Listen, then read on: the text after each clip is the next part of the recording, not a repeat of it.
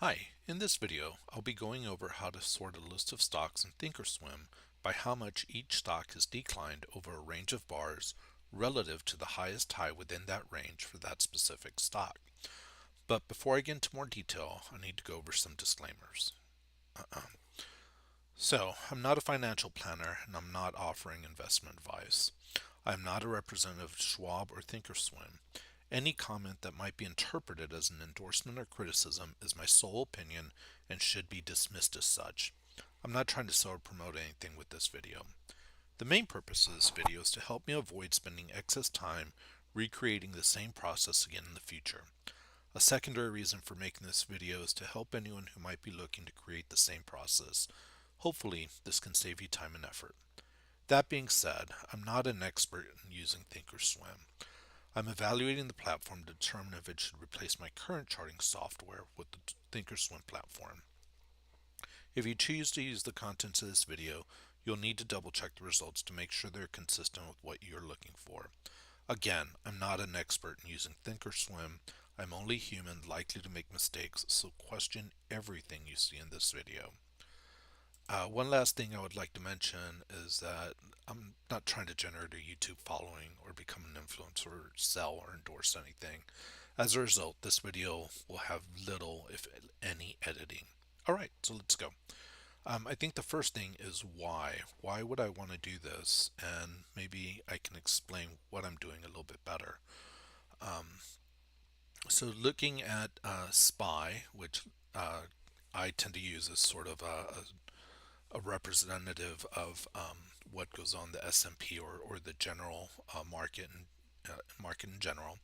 I'm interested in finding stocks that have the smallest decline during a market pullback, correction, or bear market. My opinion is that the stocks with the smallest price decrease during a market pullback are the stocks that might have the biggest gains when the market turns around. So I need a way to sort the list of stocks by their percentage given percent. I need to I need a way to sort a list of stocks by their percentage decrease over a period given of time. So basically, if I see the market going down as maybe here, I would want to know which stocks are decreasing by the smallest percentage amount. Now, this scan can be done over a long period or even a shorter period. For the purposes of this video, I'm actually going to focus on a smaller time scale because it makes the bars bigger, just makes it easier to see. So again, we interpret maybe during this pullback, I would want to find out which stocks or sort my list by the smallest decrease during this time period right here. To do that, I need to know, okay, how many bars back am I looking for, right? If I were running this scan today, which is December 9th, 2025, and this is the bar in question where I want to know sort of what the end result is, I would need to count the bars back from today to here, the final close date that I'm interested in. I would also need to determine the highest high for that time period, and if we say this is when the decline or the correction started, we would need to count the number of bars to find the highest high for that look back period. Now, in ThinkorSwim, one of the easiest way I found is to use the trend line. So to find out how many bars back do we want, again, we want this date of November 20th, we just simply count the bars. So we click on one, go to the other bar, and we can see that there are 13 bars there. Now, just sort of as something to be remembered of, the current day will always be bar 0, so you don't count that one. So while this says there's 13 bars in that time period, the variable we'll really be looking at is the 12 bar look back period. Now, when we're trying to figure out how many bars to look for the highest high, we simply go to the bar that represents where we think the decline started, and then we can see that there's 7 bars there. That corresponded with the start of November 12th. And to sort of get out of this, we're just going to hit the escape button. So, second thing is once the scan is generated, how do I know that with what I end up is working the way I intended it to? To do that, I start off with some manual calculations. So for two stocks that I just randomly picked, SoFi and Nvidia, I imported into a spreadsheet their open, high, low, close dates. Um, from there, I looked at the dates of interest. So remember, we're looking 12 bars back. That's the date where we wanted to know the result for. And then for the highest high, we wanted to look back 7 days. So again, that corresponds to November 20th and November 12th, with today being December 9th. So again, sort of two different sets. SoFi is located right here, and NVIDIA is data is located here. So what I did to find the highest high, I just simply did a max function for the time period in question, and we can see that the highest high for that came out to 32.75. And then for the result, all I simply did was saying, okay, I know for this calculation, when I do it by hand, is I want to take the close of the day of interest. I want to subtract the highest high over that time period. And then whatever that number is, I'm going to divide it by the highest high again. That'll give me a result that comes out in decimal format, so we just simply multiply by 100.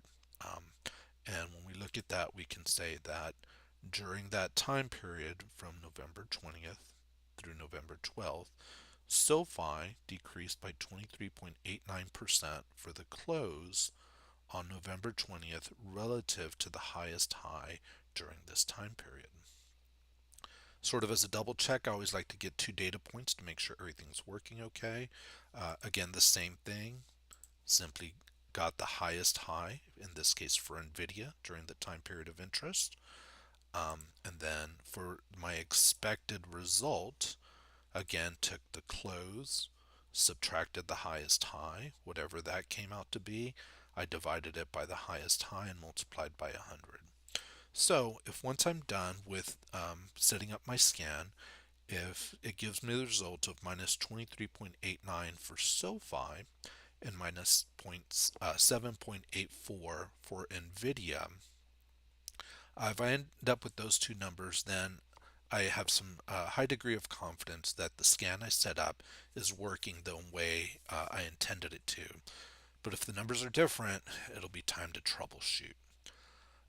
The third thing to do is to generate the code that you'll be using for this platform, or sorry, for this scan. To do that, I simply went to my favorite AI platform and asked it to generate the code for the calculation I want to use in ThinkorSwim.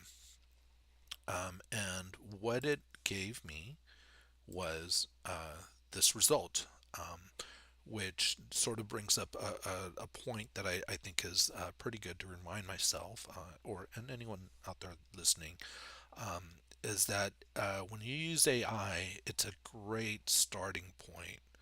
Um, but my experience is that there's difficulty with ambiguity that gives undesired results. So if you recall from my spreadsheet, that the calculation I'm doing is I'm taking the close, subtracting the highest high, um, and then dividing by the highest high before multiplying by 100. You can see that this really isn't what it's doing. After sort of further inspection, what I found is that instead of giving me the percent decline for the time period relative to the highest high, it was telling me the percent of that close relative to the highest high. Sort of after I sort of looked at that, I realized that really the only thing that was missing is that I need to take this term, which corresponded to the highest high for that time period, and subtract it from the close before dividing by that highest high value. And once I sort of troubleshoot that, I ended up with this code here. That's really all I ended up doing.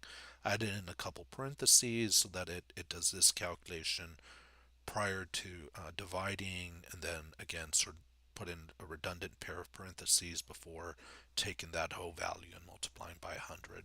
Now I'll get into a little more detail as far as what all this is, but and essentially what we've got here now is the code to start with. Um, so let's get back to ThinkorSwim. With that in mind, the next thing we need to do now is to bring a list into the scan tab that we need to sort. So to do that, we're going to go into scan. From here, looks like I still have what I had before. So just to make things easier, I'm going to change the list. I'm actually going to, let's see, this was my check before doing this video. So, but I'll be starting from fresh. And then I have removed that, and we'll just start a scan. So you might have a different list. The first thing to do is pick what list are you going to scan. Here I have the S&P 100. Just to make things easier, I'm going to cut this list down to 3. And to do that, I made a test list under personal that just has 3 things listed in it. You'll see it says 3 matches, and then just to sort of pull this list up, I'm going to sort out things that don't fit. So in this case, it's just saying we're going to say the close has a minimum of $25. And that for my list of tests should give the 3 results that are there. I said that, as I mentioned, we can see here that in my test watch list, there's really only 3 symbols: SoFi, SPY, and NVIDIA. I knew all of those were more than $25. So we now have our list. What we need to do is sort them according to what I'd mentioned. So just to sort of review, is I'm interested in the percent decline for each one of those stocks during this period from November 12th through the 20th, and I want to know how much they decline relative to their highest high during that time period. So to do that, we're going to need to add in the sorting column. To do that, we're clicking on this gear icon, and then we're going to hit customize. So when you do that, there you need to add in the column you're going to add. Now, if it already exists within ThinkorSwim, then you can simply pick it. So if you're interested in maybe the 52-week high, an ADX study, or something that they've predefined, just go ahead and pick it. For my purposes, as I know it does not exist, so it's going to be a custom column that I'm going to sort by. So I simply highlighted it, hit the add button, and then we get to custom one. Now that that is in there, before I forget, if during this process you come to an error that looks like this: study filters allow scans based on predefined or custom studies, if you end up with this error, it basically means, I'm going to close this out, is that you're in the paper money account. Doing these type of sorting with this custom using what we're going to do requires that you be in the cash account. So anyways, getting back to it, just sort of a review, you're going to add the column you need to customize. In our case, it does not exist, so we're going to go with custom one, highlight that, click to add, and then at this point we need to edit the sorting criteria. So you're going to click on what that looks like, that little roll of paper. And again, we come into, there's a condition wizard where I'll just go into this briefly. You can choose many different things: a close, a value, a study, and there's all sorts of things that appears to try and sort of simplify the process. I don't have much experience with this. As I mentioned, I'm just sort of getting into examining this platform, and there's a specific sorting feature I wanted, and that's what I'm jumping into. Anyways, for my purposes, since it's custom, we need to use the ThinkScript editor. And again, here's something that was in there. Um, so when we do this, again, you start off with custom one, and I am actually going to change that because what I need is I need a way to pull this up in the future. And I just sort of move that screen. So what I'm going to do is I'm going to call this, I'm going to call this C1. And I'm going to say P for price down. I'm going to say change XY bars. Now that makes sense to me. Might not make sense to you, so just name it as you want. One of the things you're going to need, let me bring this back because I'll be referring to it later. Um, some of the things you need to do is make sure you're using the correct bars. So this D right here tells you that you're using the daily bars. If you're doing this scan on weekly bars, you'll need to change that. Once you're sure you have the correct bars made, you need to edit any existing condition that is there. So um, here, we're just going to simply delete. We're going to go back to the code that was generated. Again, this is just the name that I had. This is the code that I was talking about earlier. And then here, between the hashtags, are simply comments you can put in to help yourself, or anything you need to remind yourself. So I pasted the code, gave myself a little comment here that this is just sort of list of stocks about how much they decline in percentage terms for a range of bars that ended X bars ago, with a look back period of Y bars, Y bars back from X. So for example, in this case, we're interested in the 12th bar back from the current bar, and we want the highest high to look 7 bars back from 12. Um, oh, this is actually a typo. This needs to be, so um, this would calculate the percentage change in price relative to the highest high for the range looking back 12 bars, and we're looking 7 bars back. So we would just add that to 19 bars. So that's the price change for the bars looking 12 bars to 19 bars back.